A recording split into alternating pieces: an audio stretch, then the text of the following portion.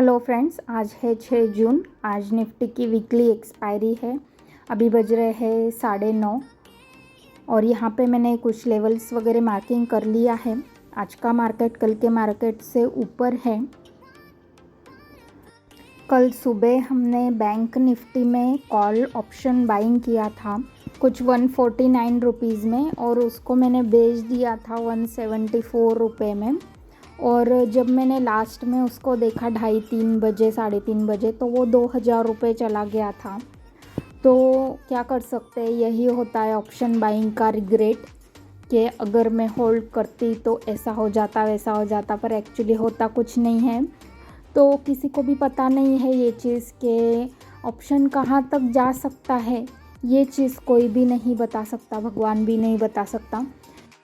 Nifty का जो भी मैं कुछ एनालिसिस कर रही हूँ उससे मुझे यही समझ में आ रहा है कि निफ्टी आज स्ट्रॉन्ग है और ज़्यादा नीचे नहीं आएगा।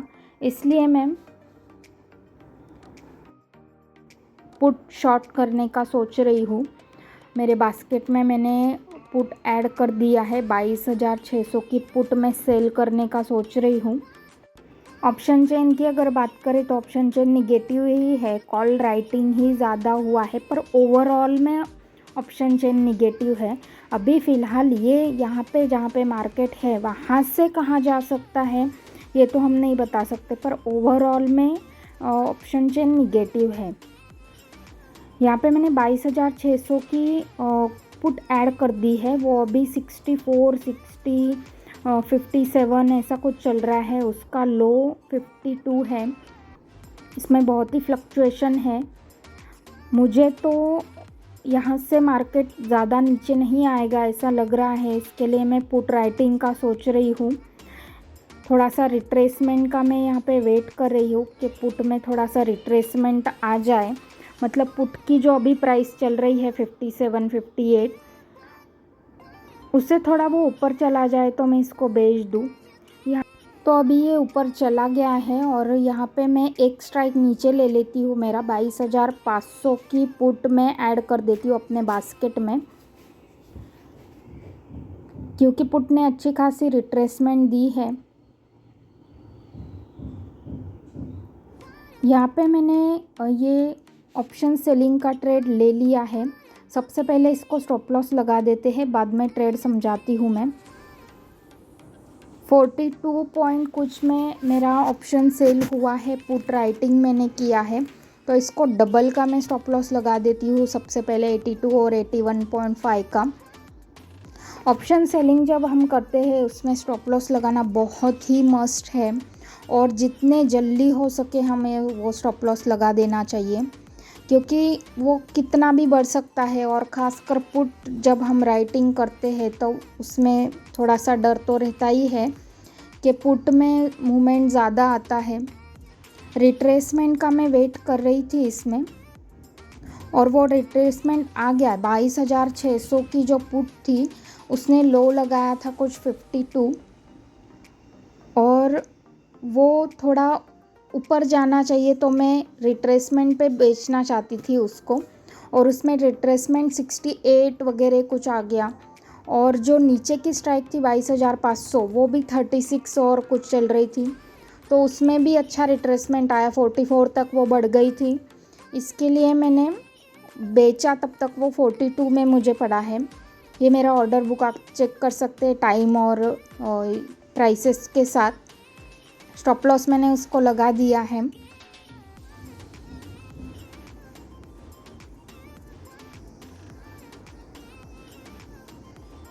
नाइन EMA जो है वो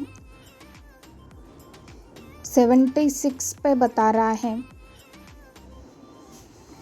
अपना स्टॉप लॉस 82 पे है।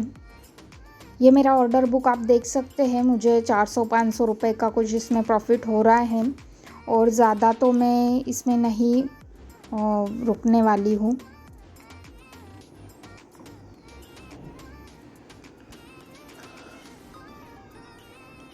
इतना ज़्यादा फ्लक्चुएशन है इसमें कि ये 500 के ऊपर प्रॉफिट बता के एकदम से 300 बता रहा है। अभी मैं जब तक बेचती हूँ तब तक ये इतने देर में बढ़ गया पुट।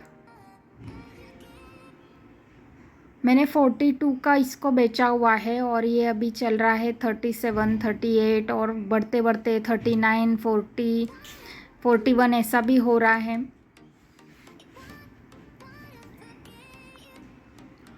$82 का स्टॉप लॉस मैंने लगाया है। इसका मतलब ऐसा नहीं है कि मैं इसको 82 तक जाने दूंगी और बैठी रहूँगी।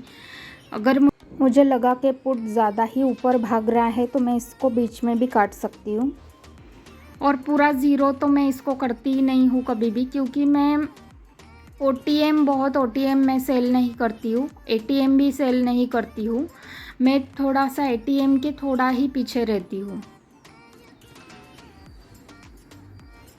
बीच में बैठ के बीच में निकल जाओ, ऐसा ही मुझे डायरेक्शनल थोड़ा सा मैं ऑप्शन सेलिंग करने का ट्राई करती हूँ। 500 के ऊपर प्रॉफिट मैं बुक कर लूँगी इसमें।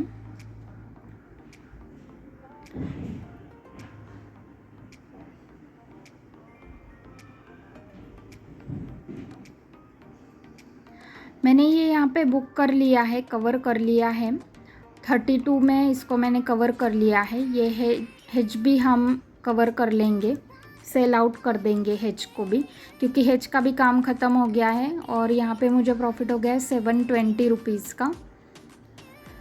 ये मेरा पोजीशन बुक है और ये मेरा ऑर्डर बुक है। तो मैं ये बताना चाहती थी कि पहले मुझे भी ऑप्शंस का कितना प्रॉफिट लेना है या तो कितना लेना चाहिए, उसको टारगेट कितना लगाना चाहिए, ऐसी बहुत प्रॉब्लम आती थी।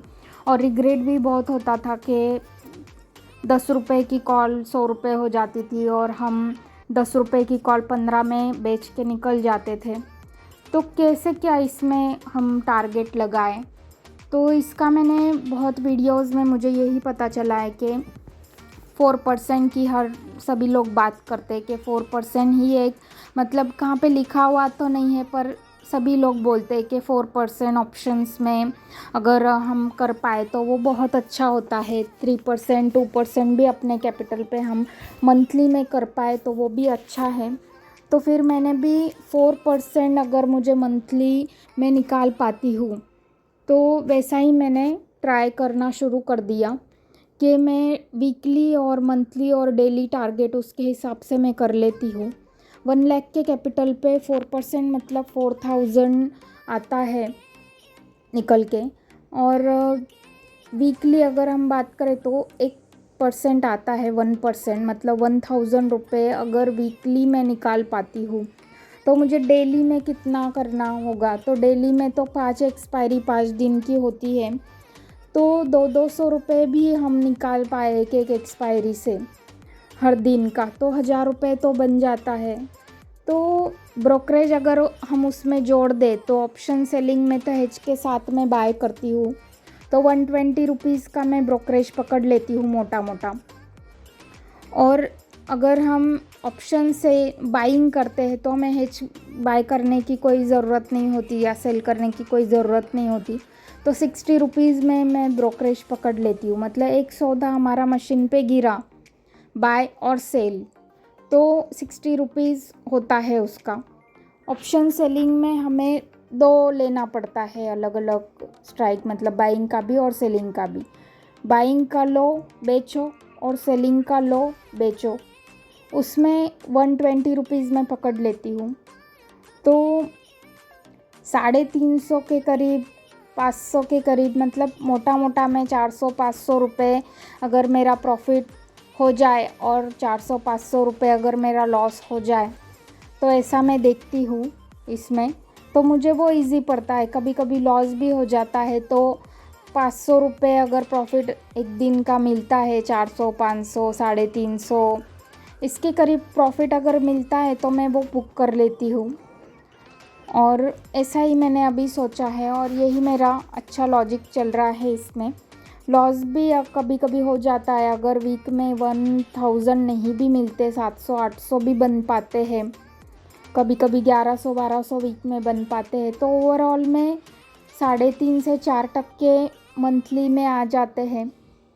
कभी कभी लॉसेस भी हो जाते हैं तो लॉसेस भी मैं 400-500 तक ही लेती हूँ। मतलब इसमें एक टारगेट हमारा फिक्स रहता है, ऐसा नहीं रहता है कि मैं कहाँ बुक करूँ, कितना रुकूँ मैं, रुकते रुकते वो कब नीचे आ जाए हम ये भी नहीं बोल सकते। तो hope you understand the video and learn from it. That is it for today. Thank you so much for watching.